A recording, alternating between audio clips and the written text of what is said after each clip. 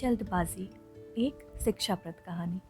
दो बौद्ध भिक्षुक एक मठ में रहा करते थे। एक बुजुर्ग था और एक जवान। ये गुरु शिष्य की जोड़ी एक दिन किसी नगर के सफ़र के लिए निकले। ये दोनों जिस नगर के लिए जा रहे थे उस नगर के प्रवेश पर एक बड़ा सा गेट था। ये गेट शाम को एक निश्चित समय पर बंद कर दिया जाता था। इन दोनों को उस नगर में बहुत ज़रूरी काम था, इसीलिए वो किसी भी तरह गेट बंद होने से पहले उस नगर तक पहुंच जाना चाहते थे। लेकिन सिर्फ समय ही उनके लिए एक बाधा नहीं थी, एक और बड़ी बाधा थी इस नगर के रास्ते में आने वाली एक नदी। दोनों गुरु शिष्य बड़ी जल्दी में अपने सफ़र को ख़त्म करना चाहते थे। दोनों बड़ी तेज़ी दिखाते हुए उस नदी तक पहुंच गए, जिसे पार करके उन्हें नगर के उस गेट तक पहुंचना था। बारिश का मौसम था, इसीलिए सामान्य रूप से जितना उस नदी में पानी होता था उससे ज़्यादा था। दोनों ने नदी तक पहुंचने के बाद समय देखा तो अब नगर के गेट बंद होने के लिए ज़्यादा समय नहीं बचा था। ज़्यादा पानी होने की वजह से वो दोनों नदी में तैर कर जाने का रिस्क नहीं ले सकते थे।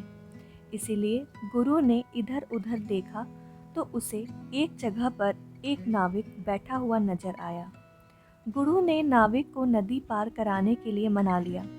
नाविक के साथ दोनों गुरु और चेला नाव में सवार हो गए और नाविक को कहने लगे कि ज़रा जल्दी इस नदी को पार करवा दो।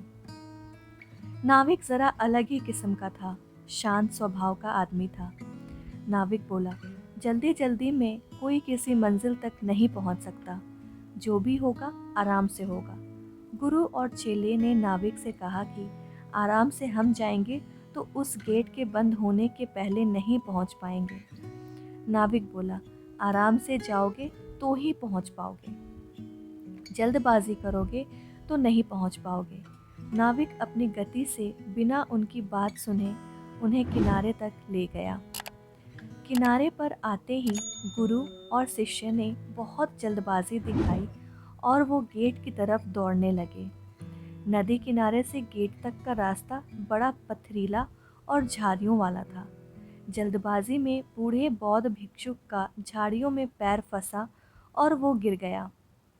गिरते ही पत्थर से उसके सिर पर घाव बन गया और काफ़ी खून बहने लगा।